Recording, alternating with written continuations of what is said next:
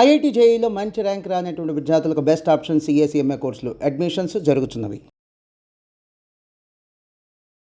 శ్రీరామ రామ రామేతి రమే రామే మనోరమే సహస్రనామ తత్తుల్యం రామనామ వరాననే. రామ రామ రామ అని 3 మాటలు అంటే చాలు పార్వతి విష్ణువు యొక్క సహస్రనామములు చెప్పేసినట్టే. సంస్కృత భాషలో అక్షరాలని లోకి మార్చేటటువంటి సంప్రదాయం ఉంది. రా 2 మా 5. రామ అంటే 2 × 5 × 2 × 5 × 2 × 5. 2 5 10, 10 2 20, 25 100, 2 200, 100 2 200, 205 1000. సహస్రనామ తత్తుల్యం రామనామ వరాననే. అందుకని ఒక్క రామనామాన్ని 3 మాటలు పలికితే సహస్రనామ తత్తుల్యం విష్ణు సహస్రనామ స్తోత్రాన్ని చెప్పేసినట్లే. అంత గొప్ప నామము. ఆ నామాన్ని ఎలా పలకచ్చు అని అడిగారు. బిడ్డ పేరు పెట్టి పిలిచిననైనా రామనామాన్ని మీరు ఏదో పిల్లాడికి పేరుగా పెట్టుకుని ఒరే రామా ఇలారా రామా ఇలారా అని పిలిచినా సరే పాపహారం. బిడ్డ పేరు పెట్టి పిలిచిననైనా మధ్యలో ఏదో ఆటలాడుకుంటూ రాముడు లక్ష్మణుడు అని పేరు పెట్టుకుని రామారామ అని పిలిచినా సరే, లేదు పద్య గద్య గీత భావార్థములనైనా ఎప్పుడైనా సరే పద్యంలోనో గద్యంలోనో గీతలోనో ఎక్కడో అక్కడ రామనామం చెప్పుకుంటే రామనామం వ్రాస్తే చాలు. అంత గొప్పది శ్రీరామనామం. లోకంలో తారకము అన్న మాట రెండిటికే వర్తిస్తుంది. ఒకటి ప్రణవం, ఒకటి రామనామం. రామనామం చెప్తూ శరీరం ఎవడి విడిచిపెట్టేస్తాడో వాడు తారకం, అంటే సంసారమును దాటిపోతాడు, మోక్షానికి వెళ్ళిపోతాడు. రామనామము అంత గొప్ప నామము. ఆ నామము నుంచి అందుకే పోతన గారు అంటారు భాగవతంలో, ఆఖరికి నామం అనేటటువంటిది ఎప్పుడు చెప్పుకోవచ్చు అంటే దానికే మడి తడి ఆచారం కూర్చున్నాడా నించున్నాడాతో సంబంధం లేదు. ఆఖరికి ఏకవస్త్రంతో ఉండి రజస్వలా దోషంతో ఉన్నటువంటి ద్రౌపదీదేవి ఎలుగెత్తి భగవంతుడిని నామం పెట్టి పిలిచింది, పరిగెత్తుకొచ్చాడు. చావుకి దగ్గరగా ఉండి ఇక నోటి వెంట మాట రాని స్థితిలో గజేంద్రుడు భగవంతుడిని నామం పెట్టి పిలిచాడు, పరిగెత్తుకొచ్చాడు. అందుకే త్యాగరాజస్వామి పిబరే రామరసం అంటారు, తాగేసేయండి రా రామరసాన్ని అంటారు.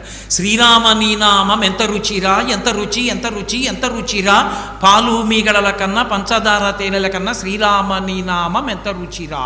అంటే రామనామం రుచి ఏమిటండి, కాగితం మీద వేసి నోట్లో పెట్టుకోవచ్చా అని కాదు. పెరుగు తేనె పళ్ళరసం ఇలాంటివి నాలుక మీద వేసుకున్నప్పుడు నాలుక మీద ఉండేటటువంటి రసాంకురములు దాని యొక్క రుచిని చెప్పినప్పుడు పరవశించినటువంటి మనసు ఏ స్థితిని పొందుతుందో, రసాంకురములతో ఉన్న నాలుక కేవలం బాహ్య పదార్థముల యొక్క రుచి చెప్పడం కాదు, రామ రామ రామ రామ అనే శ్రీరామనామం చెప్పడంలో ఉండేటటువంటి పారవస్యాన్ని పొందిన నాడు శ్రీరామ నీ నామం ఎంత రుచిరా. అప్పుడు ఆ రామనామం యొక్క రుచి తెలుస్తుంది. తారకనామం రామనామం. రామనామం పలికినంత మాత్రం చేత ఎప్పుడు పలకచ్చు అంటే కూలిన చోట. గడప తగిలి పడిపోయాడు, రామా అన్నాడు చాలు, వాడు అదృష్టం. కూలిన చోట, కొట్టబడి కుంటిన చోట, ఎవరో వెనక నుంచి కొట్టారు, కింద పడిపోయాడు, రామా అంటూ పడిపోయాడు, తరించిపోయాడు. కొట్టబడి కుందిన చోట, మహాజ్వరాదులను ప్రీలిన చోట. 104 జ్వరం వచ్చి పడిపోయి ఉన్నాడు. ఆ పలవరించేటప్పుడు రామా రామా అని పలవరిస్తున్నాడు, వాడు ఉన్నతగతులు పొందుతాడు. మహాజ్వరాదులను ప్రీలిన చోట, సర్పముఖ పీడలు పొందిన చోట. అలా వెళ్ళిపోతుంటే బొస్సున పాము వచ్చి పడగెప్పింది, శ్రీరామ శ్రీరామ శ్రీరామ అన్నాడు. వాడు తరిస్తాడు, రక్షింపబడతాడు. సర్పముఖ పీడలు పొందిన చోట విష్ణు భవదూరిని పేర్కొని రేని, ఆ పైన ఆ కాలుని యాతనా వితతి పొందరు పూనరు దుఃఖభావముల్. యమధర్మరాజు గారి యొక్క పాశం వాళ్ళ మీద పడదు. రామనామం అంత గొప్ప నామం. అందుకే అటువంటి నామాన్ని సదా స్మరించి శ్రీరామనామాన్ని మనసులో అనుకుంటూ శ్రీరామనామాన్ని వ్రాసినంత మాత్రం చేత రామచంద్ర ప్రభువే మనం చేరుకోవలసినటువంటి స్థితిని నిర్దేశిస్తాడు. మహానుభావుడు గుంటూరులో రాగం ఆంజనేయులు గారని ఉండేవారు. ఆయన ఏం పెద్ద చదువుకోలేదు, ఎప్పుడూ శ్రీరామనామమే. అలా శ్రీరామ శ్రీరామ శ్రీరామ శ్రీరామ వ్రాస్తూనే ఉండేవాడు.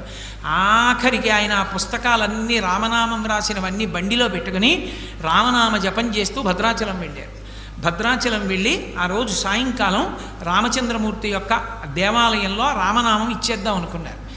ఇవాళ ఎందుకులేండి, ఇక్కడ ఏదో సప్తాహం చేద్దాం అనుకుంటున్నాం కదా, రేపిద్దాం, ఏకాదశి వస్తుంది కదా అన్నారు. ఏమోనయా ఏ క్షణం ఎవడికి తెలుసు, ఇచ్చేసేద్దాం అన్నారు. ఆ రోజు రాత్రి రామచంద్రమూర్తికి రామనామం అంతా సమర్పించి మరునాటి నుంచి క్రతువు ప్రారంభం అవుతుంది. భద్రాచలంలో వచ్చి యజ్ఞ భాగం దగ్గర నించున్నారు. లోపల రామచంద్రమూర్తి దేవాలయంలో గంటలు మోగి అక్కడికి దగ్గరలోంచి ఆ స్వామి వైభవం, ఆ కీర్తన వినపడుతూ నీరాజనం కనపడుతోంది. ఆ నీరాజనం వంక చూస్తూ అలాగే నిలబడి రామ రామ రామ అంటూ శరీరం వదిలేశారు. ఆయన తన పెళ్లికి కూడా మంగళతోరణాలు కట్టద్దు అని మావిడాకులు కట్టించకుండా తన స్నేహితులతో రామనామం కాగితాల మీద వ్రాయించి రామనామాన్నే తోరణాలుగా కట్టించుకున్నారు. అంత రామనామోపాసకులు ఎంతమందో, నా దగ్గర ఎన్ని పుస్తకాలు ఉన్నాయో చరిత్రలో.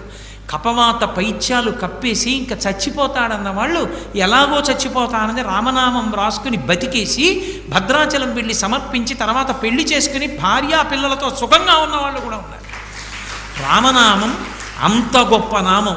శ్రీరామనామం వ్రాయడం, శ్రీరామనామం పలకడం అంత గొప్పది.